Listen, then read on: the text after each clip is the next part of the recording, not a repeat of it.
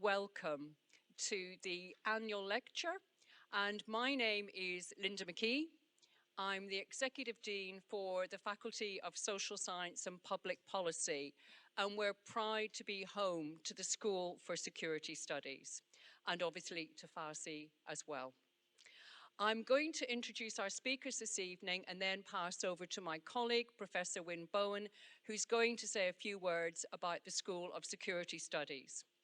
But first off, thank you for coming along in person, and welcome to our colleagues who are online for this evening's lecture. This is the 4th annual lecture in the Freeman Air and Spaces Institute series, and it's from the Chief of the Air Staff. And thank you for making this an annual part of your busy schedule. This is the 2nd lecture for Air Chief Marshal Sir Richard Knighton, who took over role in June 2023. And you've been a keen supporter of the Institute from you took up role. In fact, you've been a keen supporter for some time. Now, for those of you who are not so familiar with his background, just a few words. Air Chief Marshal Sir Richard Knighton joined the Air Force in 1988, University Cadet, and studied engineering at Clare College, Cambridge. Now, you've had a number of postings in frontline service, working on the Nimrod maritime parole aircraft, and in several roles with the Harrier Force. And you've served as Station Commander at Royal Air Force Wittering, where he was also the RAF's Logistic Force Commander. Now, Richard, you're familiar with King's because you've completed a number of courses here, and you've completed the Royal College of Defence Studies and the UK Pinnacle course, and you're a Fellow of the Royal Academy of Engineers. Now, you hold many roles, but I was most interested in actually your sports associations, President of the Royal Air Force Winter Sports Federation, coming into a busy time of year for you, and also the Hockey Association, and the one I absolutely adore, the Powerlifting Association. I think we could all do with a bit of that. Now, you're appointed to the Military Division of the Most Honourable Order of the Bath as a Commander, CB, in 2017, and Knight Commander, KCB, in 2023. Now, last year, you gave the keynote lecture at the Defence and Security Equipment International Conference, and you ended that lecture with a call for us to think about how we train and educate our commanders of the future to actually exploit the benefits of an integrated force. And I think that's something we'll hear about tonight, and I'm sure it's something also we'll discuss in our questions.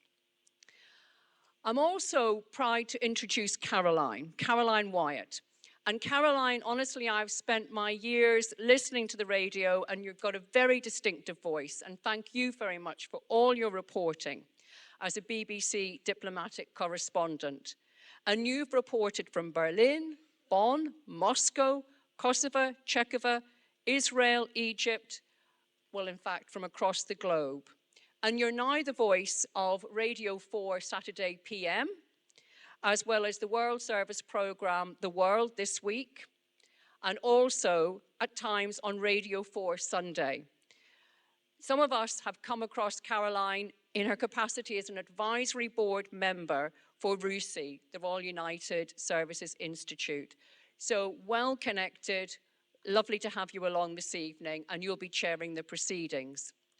Before we move on into the lecture, I'm now going to pass the microphone to Wynne Bowen, and you're just going to say a few words about the School for Security Studies and FASI. Thank you very much. So I've been told to stand on the stage, so I'm going to stand on the stage. Thanks, Linda, and I'd like to add my welcome to all of you. It's great to see so many friends and colleagues from associated with King's and also with the Freeman Air and Space Institute. So I don't want to take too much time, but just for a bit of context, so you're sitting not in the School of Security Studies, but as guests of the School of Security Studies, with the largest concentration of academics who study security, conflict, and defense in its various forms. We have war studies here on the Strand, which is around 63 years old now. Matt Moran is the head of war studies in the back there. We have defence studies down at Shrivenham, which is around about 50 staff and is 27 years old. So we're sort of accumulating these years of experience, which is great.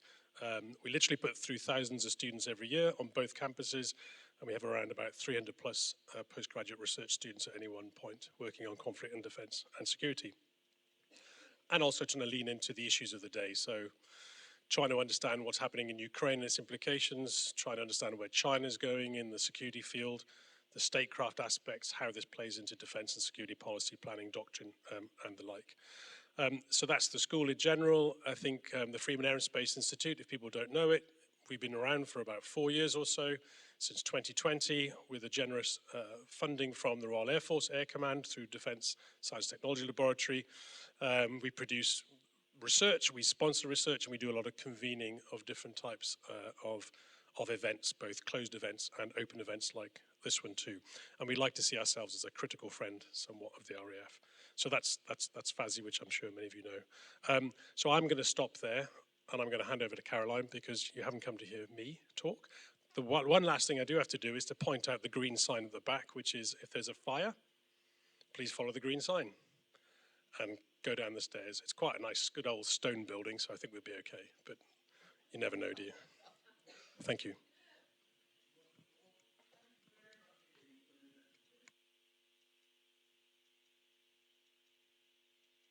It's a huge pleasure to be here tonight, not least because I used to work in this building. I arrived here when it was the dusty BBC World Service newsroom at Bush House, in an era when Eastern Europe was just emerging from behind the Iron Curtain. The first Gulf War had recently ended, and the Bosnian War was about to begin.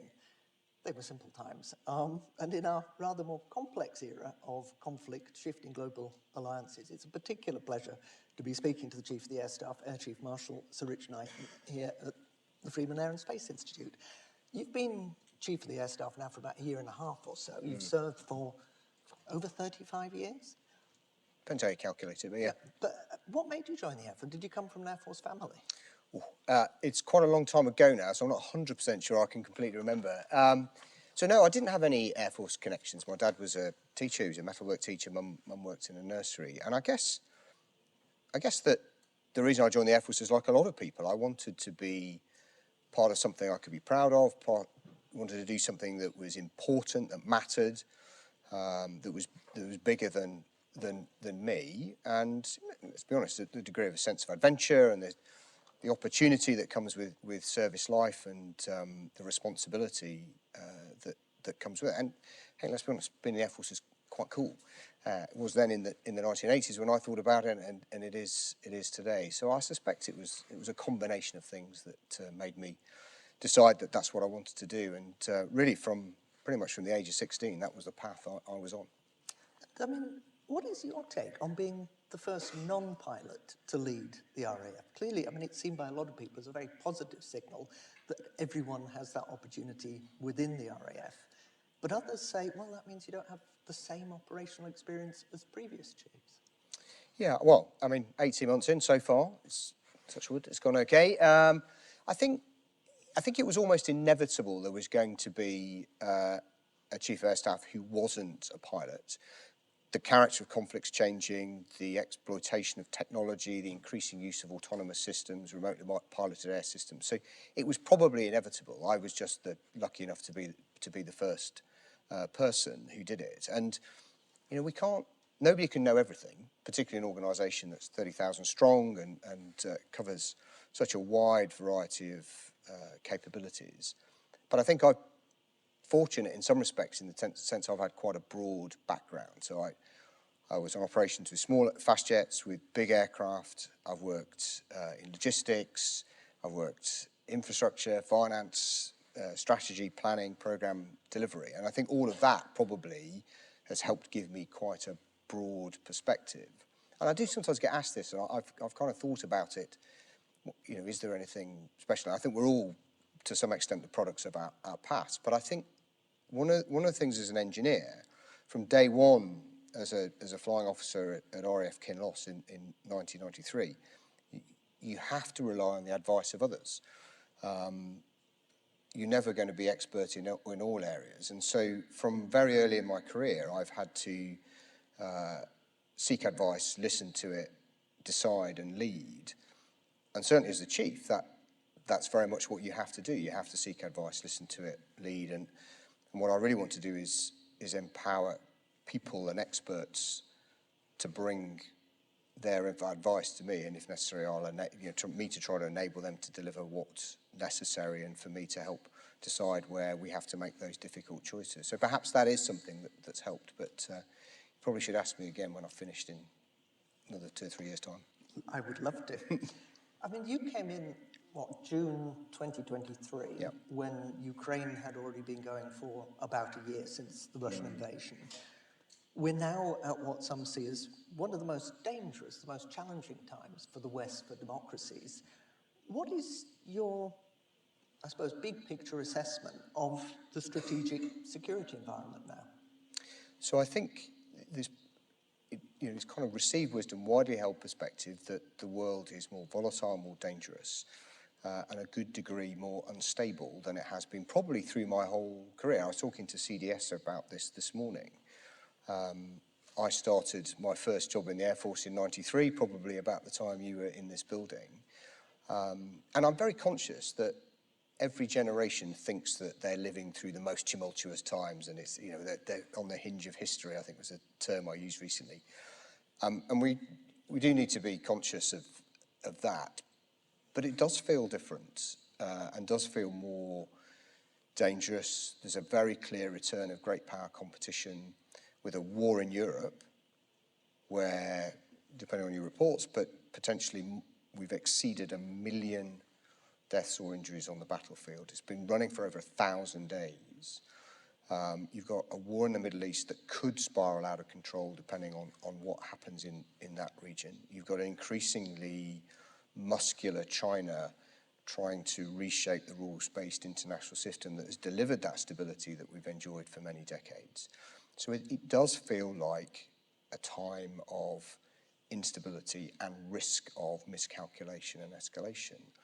And it seems likely to me, particularly so to some extent as the West's operational advantage has started to erode as technology has evolved, that we should expect as the military instrument potentially to be used more, to be asked to do more, and also it's going to be more difficult. We've enjoyed over my career this remarkable period of operational advantage, of ability to have air supremacy almost ubiquitously. So it feels to me, but strategically, that it is this much more volatile, risky, dangerous period, exactly as you said in your opening comments. And you talk about Ukraine, Russia, the Middle East. What has the RAF been learning from the current conflicts, and what do you think needs to change most urgently? Well, how long have you got? I'm going to open it up to questions. But so strategically, there are kind of 3 big things that I would draw out of, particularly Ukraine, but not just that. The first is, it wasn't me. First is, I think deterrence matters. We don't want to get into the kind of fight we see Ukraine in. Some statistics I pulled out for my speech over the summer, which is 1936, UK was spending 2.9% of GDP on defence. 1939, it was spending 9%. By 1945, it was spending 52%. So war is costly, so deterrence is back and matters. I think more narrowly from an F perspective, I think we can see both in the Middle East and in Ukraine just the central importance of control of the air and the role that air power plays in that. And if you don't have control of the air, you end up in this kind of a horrible, bloody attritional battle. And I think the third thing is, and this is something that we know from history, but the ability of a nation, of a military and armed forces to adapt and adapt fast in contact is a really key determinant of success. So for me, those are kind of big 3 strategic issues. There are a whole bunch of others in terms of more operationally that more directly affect the Air Force. So this idea of operational agility, the mobility that you see in Ukraine to avoid being targeted, integration across all 5 domains, space, cyber, land, sea and air, if you look at operations, particularly some of the deeper strike operations, they're clearly integrating across all 5 of those domains. Resilience more generally, and we talk about weapon stockpiles as a very good example of where we know we need to invest more, and the government is committed to doing so. Electromagnetic spectrum, electronic warfare has been the most contested domain, I think, that we've seen. And I think you've seen also the increasing importance of space. So there's and integrated air and missile defence, all in that. So there's a whole bunch in there that we, from an Air Force, need to learn from, and that shapes the direction of our evolution and development as well. What would you say is currently your biggest challenge as Chief of the Air Staff, and how are you tackling it? People, workforce, specifically the numbers of people. We've seen post-COVID a rise in the exit rates, or we saw a rise in exit rates post-COVID, and we also saw a decline over that period in recruitment. And so what that means is that the Air Force has got smaller in my time as Chief. The resolution to that is quite simple. You need to recruit more, train more, and retain more. I mean, it's really easy, right? It's not difficult. But I made a speech at RUSI recently. Am I allowed to say RUSI in here? Is that okay? I made a speech at RUSI the other day, and there are some very positive signs in terms of changes. So 2 years ago, the number of expressions of interest has doubled. So in October, it was 10,817. There you go. Nearly 11,000 expressions of interest, nearly 4,500 applications to join the Air Force. That's in 1 month. And that's double what it was, nearly double what it was 2 years ago. So those are all positive indications. We've got to turn them into people turning up at training, and we've got to expand the capacity in training to build up the numbers quickly. But the biggest issue around workforce and people is retention and holding on to the people we've got. If I lose a sergeant who's spent 20 years getting to sergeant, it takes me 20 years to replace her or him to deliver that. And I'm pleased to say that exit rates have come down quite significantly over the last 18 months, 2 years, and back down at or below historic levels. But we've got to keep working on that. Big things we can do: pay, allowances, retention, but also lots of much smaller, narrower things that we can do about how we make things simpler for our people, how we ensure that they are able to evolve and develop and take the benefits of service life that it brings and keep it exciting and interesting. That's how we'll improve that engagement and keep hold of people. So there's a lot to do on that. That's the thing that bothers me and my leadership team more than anything else. So if you wanted one, that would be the thing. And that's what the signs are improving, but we'll just have to keep at this for another 3 or 4 years, I think. That sounds encouraging. And you mentioned space a bit earlier. We're here at the Freeman Air and Space Institute. How would you assess the progress of the UK's, the RAF's development of that increasingly vital domain? So I'm really proud of what this joint team has done. It sits under Air Command, but it's very much a joint team. And what the creation of Space Command has done is create a kind of focus and momentum and energy around the space domain. And as a consequence, pulling all that together, it's improved our space IQ right across defence. It's improved our relationships on an international footing. But particularly, we started to see us deliver the capability that was set out in the 2021 integrated review. We launched our first satellite in August. There's still a long way to go on capability. We're still in the foothills of that, and there is more to do, and more to do to deliver that kind of capability. And my focus in this is around space control. So we talk about space domain awareness, because you can cut the numbers in any number of different ways, but one of the estimates, sort of central estimate, is that £1 billion a day of economic activity in the UK relies on space. There's a huge opportunity in terms of economically from space, and we're seeing those opportunities grow with the likes of SpaceX and Blue Origin and others playing in that arena. And also from a military perspective, over the long term, I see things that are air breathing today will move to space in the future. So we've got to protect those assets. We have to use that space network to enable the integration of the force I talked about. And then ultimately use space to deliver the kind of global sense and understand that can help support us in holding our adversaries at risk and preventing them from targeting us. So good progress, very proud of it, but there's a long way to go for us to be the kind of meaningful space nation that the strategy set out in 2021. And looking at other long-term priorities, integrated air and missile defence is not a new concept. No. Why the change of emphasis after what some see as a period of disinvestment, if you like, from the RAF? So you might argue it's kind of the peace dividend, the threat to the UK from our potential adversaries in the air through missiles, etc., wasn't there. And inevitably, since really pretty much the start of my career, the end of the Cold War, when that threat started to go away, investment went into other priorities to allow us to support global war on terror, violence, extremism, etc. But that's changed, and we've seen that in Ukraine, the kind of importance of air defence, but also the threat that comes from it. But also, if you look at what has happened in Israel and in the Middle East, I was in Tel Aviv in May 21 and saw firsthand the Iron Dome system. Closest I came to an impulse buy as the Deputy Chief of Defence Staff for Military Capability in May 21. But so you I think left the credit card at home.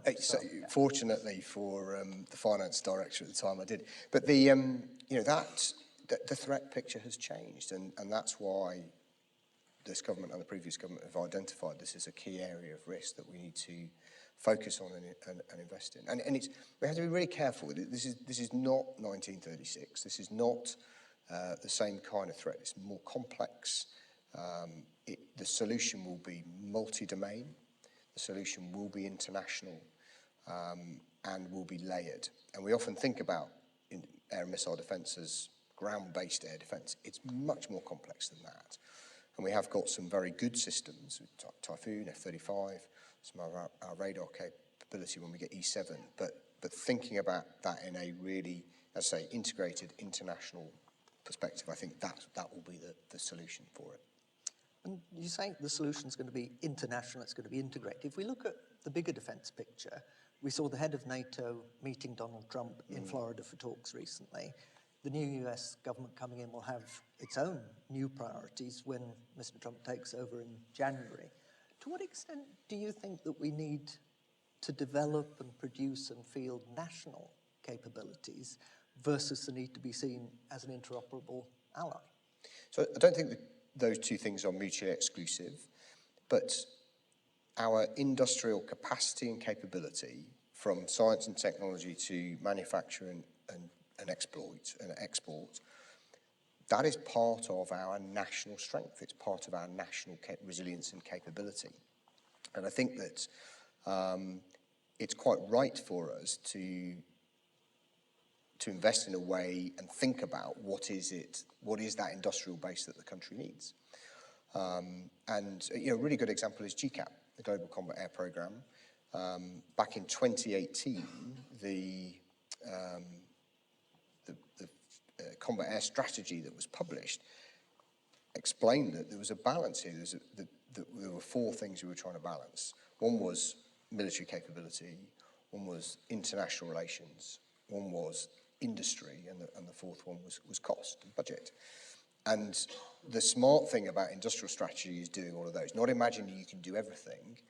And my view is we should also be trying to double down on those things that we're good at, that we can exploit and sell as part of our economic growth. Identify those things that really matter to us on a strategic national basis. And that should be where the industrial strategy focuses. And certainly the government is working towards an industrial strategy of which defence will be a key part of it. And that will be part of our national strengthen national capability and will help build that resilience, which will be part of our deterrent effect. So it is important that we get that right. And you've talked recently about integrated force. Tell us what exactly you mean by that and why it matters. Yeah. So integrated force is very much a thing that is right at the heart of the Strategic Defence Review team's thinking. And I think the key question to ask ourselves is what is the difference between a joint force and an integrated force? And the best example, the best explanation of this I've heard is that, I can't take credit for it, is the joint force is where you take components and bring it together to deliver a particular effect, whatever that might be. The difference with an integrated force is it's designed top-down to be integrated from the start. And so I think that's important in the sense that I think that the way in which the character of conflict is evolving, our ability to outmaneuver an adversary will partly depend on speed, but depends on the breadth of challenges you place on an adversary. So you want to do that across all 5 domains. And if you get that right, an integrated force, properly synchronized, properly coordinated, enables you to outmaneuver, outthink, and lead your adversary to unravel. So designing that right with that idea of speed and decision superiority right at the heart of it, that's how we'll deliver operational success in the future. And so for me, that's what the integrated force is, and that's why it's important, because it will deliver that operational advantage. And we've seen in Ukraine how hopeless Russia has been at all-arms manoeuvre, and that's a way lower bar than what we're talking about in terms of integrated action, which is hard. You talked on that point of DSEI, I think it was about the need to integrate the tech as well across. Yeah, unquestionably. We could talk about this all day, but it starts with our ability to command and control across all 5 domains. And that requires us to have some kind of, in modern parlance, cloud-based command and control system that allows us to understand what is happening in all of the domains and allows the commander to absorb that information, exploit the tools that are available from a digital perspective to make faster, better decisions than the adversary. And that integration that will exploit technology to enable the commander and enable operations will be, I think, a key part of our ability to it will deliver that operational advantage over and above our adversaries that we've described earlier in the conversation. And we're coming up to the stage where we're going to take your questions. I will use my privilege for one last one, which is on flying training, which has come under scrutiny in the past. It's always been a question when the Chief of the Air Staff has come to talk here. People have always wanted to know about training, joining the RAF, etc. How do you assess its current health? So better. So better than it was a couple of years ago, and certainly better than it was 3 years ago. We had too many pilots, principally, holding for too long. And those numbers have come down by 55%, so a big reduction over the last 18 months. Pilot training, fast jet pilot training now, it'd be kind of about 4 months of hold from start to finish. And you need some, because people need to take leave and you need a little bit of buffer between courses. So definitely better. I think elementary flying training, basic flying training, multi-engine rotary wing, that's where all the investment went from 2015 onwards, completely renewed it, recapitalised it. That is genuinely world class. Still improvements we need to make, and I said this in front of HCDC. I think you take your eye off that for a moment and it will go out of, it can go off track. The bit that I worry about most in it is the lead-in fast jet training, which is the bit provided by Hawk. That has a really important role to play in our exports. It's the kind of pinnacle of our flying training. And we don't get what we need from Hawk today. We get about half of what we should get out of it through, it was brought into service earlier than the other platforms. We've had problems with engines and support. And speaking quite frankly, I would like to replace Hawk T2 as soon as we can, in order to deliver a more modern, more reliable, with greater capacity. Because if I do that, then I don't have to send pilots overseas to train, which I'm doing at the moment. It also gives me capacity to train overseas pilots here, and that's such an important part, integral part of it. But yeah, better would be my single word, but still some work to do, and we must not take our eye off it. Thank you. Well, thank you. Well, thank you all for being here. Thank you to all watching online. But above all, thank you to the Chief of the Air Staff, Sir Richard Knighton. Please join me in saying a big thank you to him tonight.